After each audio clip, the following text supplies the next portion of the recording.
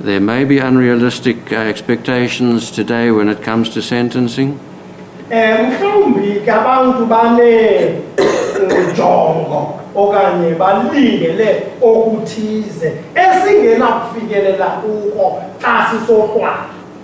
Because of the legitimate emotions which this has caused in the community at large,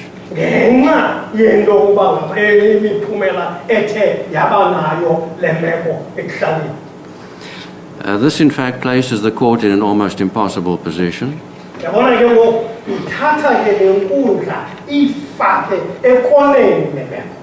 Any sentence which I impose today is going to be widely condemned as far too lenient.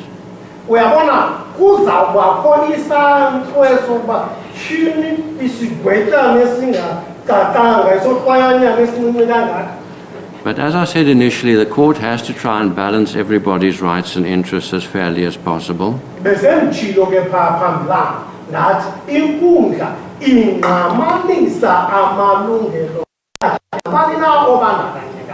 It would be improper to overemphasize one aspect at the cost of the others.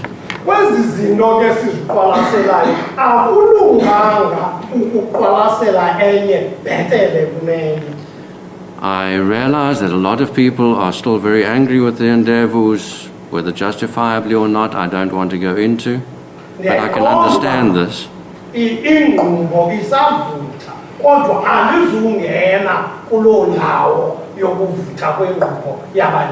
I do sympathize with their emotions, their attitudes, but I cannot emphasize strongly enough the court has to try and be fair to everybody.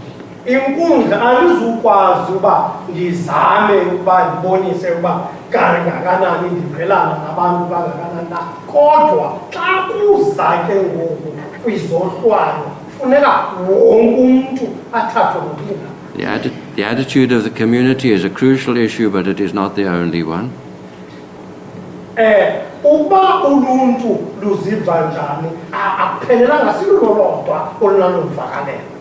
The state has emphasized the high penalties which can be imposed in terms of the Act.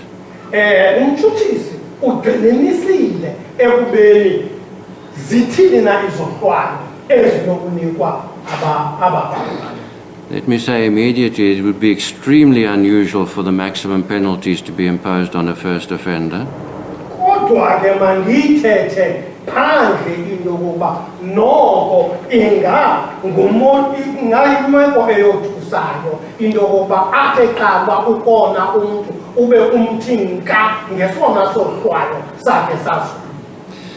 There is no guidance to be found in decisions of our high courts, as matters of this nature very seldom, if ever, would reach the High Court.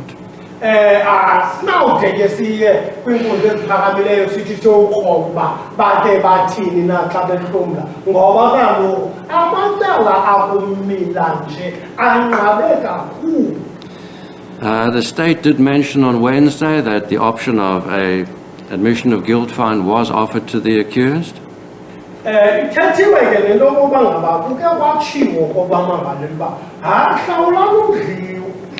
So clearly the state had no issue with the imposition of a fine for this offence, and quite rightly so.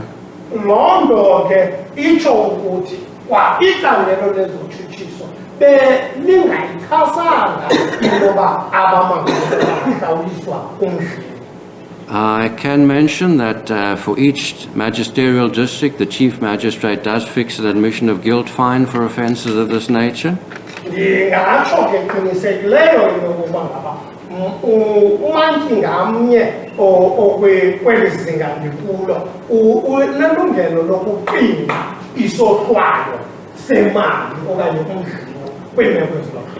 The admission of guilt fine determined by the Chief Magistrate for the East London District is one of 2,000 rand.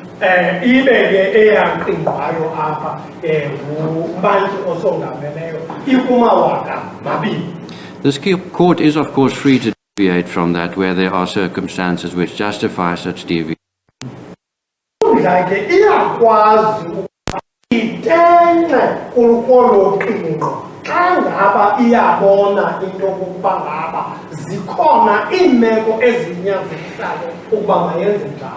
I mention this merely as a guideline because it would be irresponsible of this court to deviate drastically from the established norms.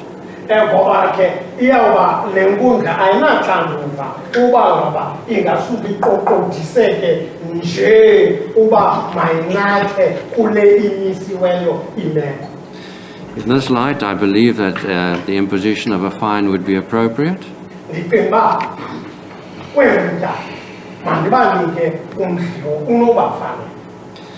When considering the possible suspension of part of it, I would have to say that that would probably be futile.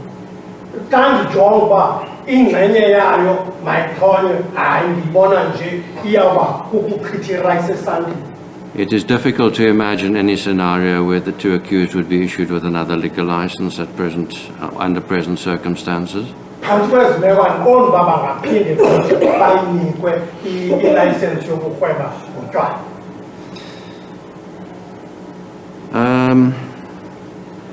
don't think I can take it any further than that at this point in time. Having tried to balance all the interests as fairly as possible and consider the applications which have been made and the interests of the community,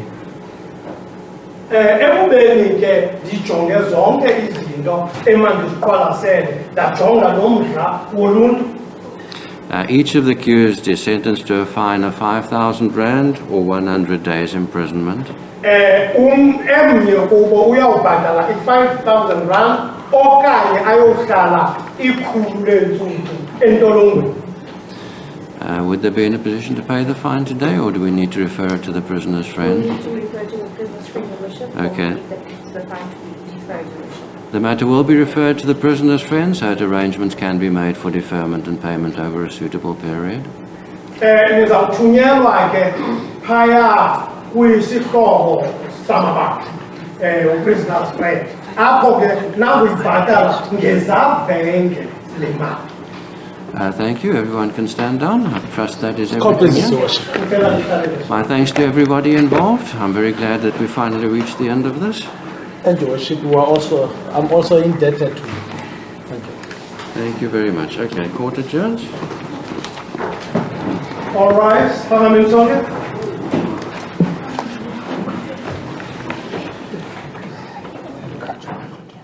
All right, the wraps those proceedings there at the East London Magistrates Court. Of course, Enyobeni Tavern owners have convicted of selling liquor to minors have been sentenced to a fine of 5,000 rands each, or imprisonment of 100 days in prison. Of course, the magistrate there handing out that sentence to the owners, Siyakhangela and Vuyokazi Ndevu, who were found guilty not too long ago in that same court. Of course, the court found the pair guilty of selling intoxicating liquor to persons under the age of 18. And this follows the death of 21 children at the Pens Down celebration at the tavern in June of 2022. In his judgment, the magistrate also saying that he took a number of factors into account, including balancing everyone's rights into this matter, and that it would have been extremely unusual to enforce the maximum sentence for first-time offenders, and the fact that, of course, that the pair is married with 4 children, but also had to weigh in the crime has been committed and how the community has been affected. That sentence, again, a fine of 5,000 rands each, or imprisonment of 100 days in prison.